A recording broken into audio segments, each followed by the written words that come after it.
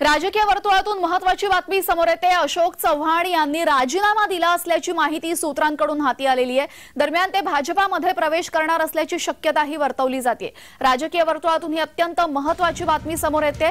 अशोक चव्हाण यांनी राजीनामा दिल्याचं सांगण्यात येत आहे। सोबतच ते आता भाजपामध्ये प्रवेश करणार असल्याचंही सांगण्यात येत आहे। गेल्या काही दिवसांमध्ये मोठा फटका महाविकास आघाडीला बसतोय।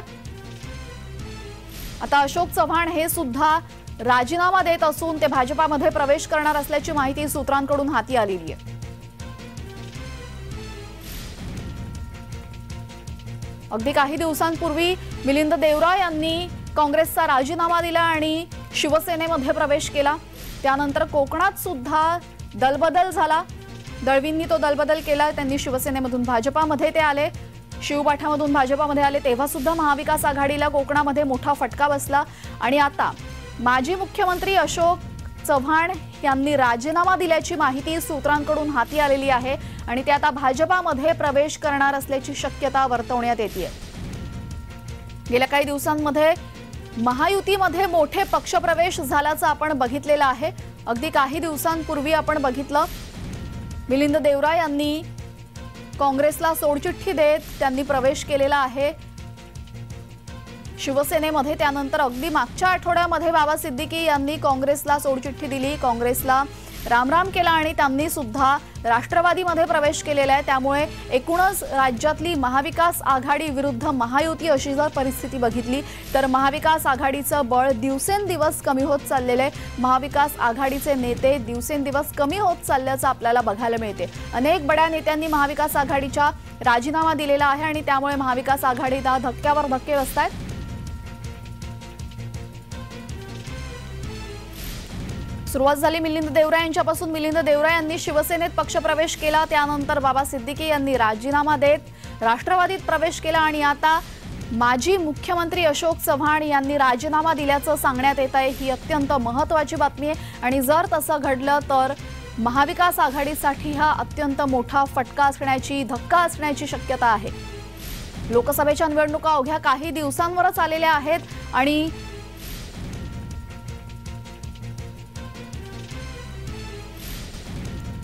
आपल्यासोबत शिवसेनेचे संजय शिरसाट जोडले गेलेले आहेत। संजयजी, काय सांगाल? अशोक चव्हाण यांचा राजीनामा त्यांनी दिल्याची बातमी समोर आलेली आहे, काय प्रतिक्रिया आहे? अशोक चव्हाण हे 10 महिन्यापूर्वीच मी सांगितलं होतं की ते काँग्रेस सोडतील, कारण की काँग्रेसमध्ये त्यांची होत असलेली घुसमट ही आम्ही अनुभवलेली, आम्ही पाहिलेली आहे। म्हणून ह्या एका बड्या नेत्याला जेव्हा स्वाभिमानाला ठेच पोहोचते त्या टायमाला त्या पक्षात काम करायचं नाही ही जी त्यांनी भूमिका घेतली, मला वाटतं ती योग्य असावी। आता म्हणजे आता तुमच्या बातम्याच्या माध्यमातून असं कळतंय की ते भाजपमध्ये प्रवेश करतात। निश्चित त्यांचं भाजपमध्ये स्वागत होईल, आम्ही सुद्धा त्यांचं स्वागत करतो। हा फेब्रुवारी महिना काँग्रेसमधले असतील, उबाठा गटातले असतील किंवा राहिलेल्या राष्ट्रवादीतले जे काही नेते असतील, ही सर्व नेते मंडळी आता वेगानं आता आमच्याकडे युतीमध्ये प्रवेश करतील आणि हे तुम्हाला लवकर 2-3 दिवसातच हे चित्र पाहायला सुद्धा मिळेल।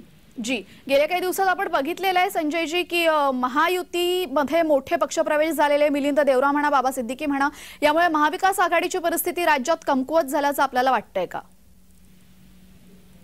महायुतीची मजबूत झालेली महायुती आघाडीची परिस्थिती आता शोधून सापडणार नाही अशी त्यांची अवस्था झालेली। कोण कुठं आहे तर त्यांना सुद्धा आता कळणार नाही आणि म्हणून आता ही आघाडी वगैरे काही होणार नाही। सगळ्याला आता अकेला चलोरेच्या भूमिकेत राहावं लागणार आहे आणि महायुती येणारी लोकसभेमध्ये 45+ जी काही त्यांनी घोषणा केली होती ती। संजयजी, आपल्यासोबत राम कदम सुद्धा जोडले गेलेले आहेत भाजपाचे।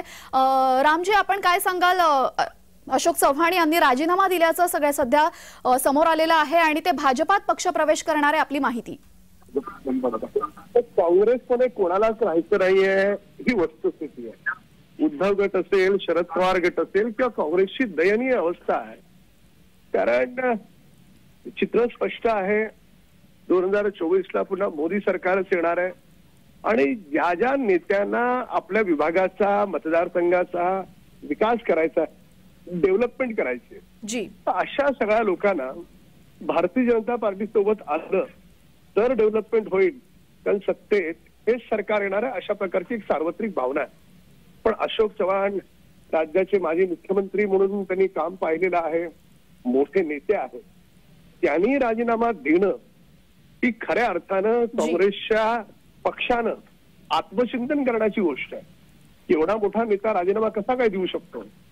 त्याच्या आधी मुरली देवरांचे पुत्र जे आहेत मिलिंद देवरा त्यांनी केलं, बाबा सिद्दीकींनी केलं. जी जी जी तर याचा अर्थ काँग्रेसच्या जहाजाला गळती लागली आहे आणि आता त्यात कुठे उरेल असं चित्र दिसत नाही.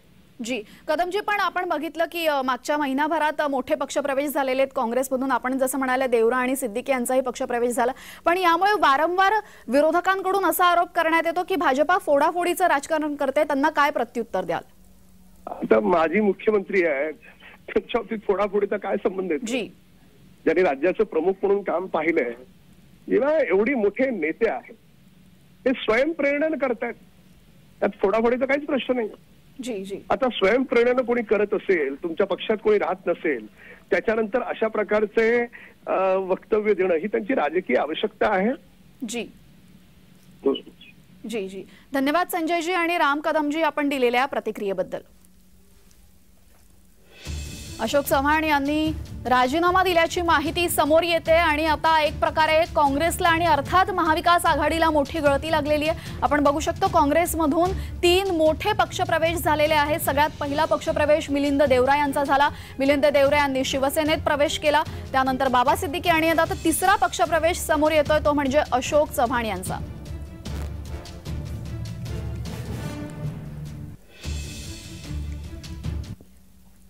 दरम्यान अशोक चव्हाण यांची एकूणच राजकीय कारकीर्द आतापर्यंतची आपण पाहूयात.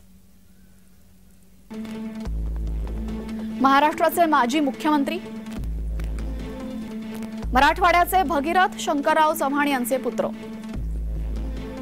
महाराष्ट्र काँग्रेसचे माजी अध्यक्ष, नांदेड लोकसभा मतदारसंघातून ते पराभूत झाले. काँग्रेसचा मराठवाड्याला परिचित मराठा चेहरा,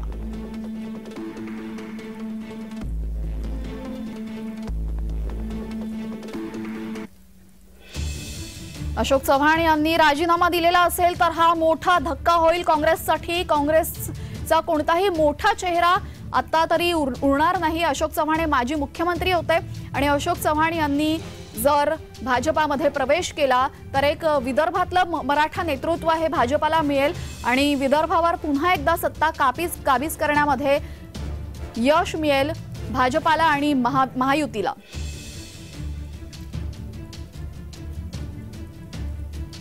वारंवार भाजपाच्या आणि महायुतीच्या नेत्यांकडून सांगण्यात येत होतं पुढील काही दिवसांमध्ये अनेक गौप्यस्फोट होणार आणि त्यानुसार अनेक पक्षप्रवेश आपण बघतोय.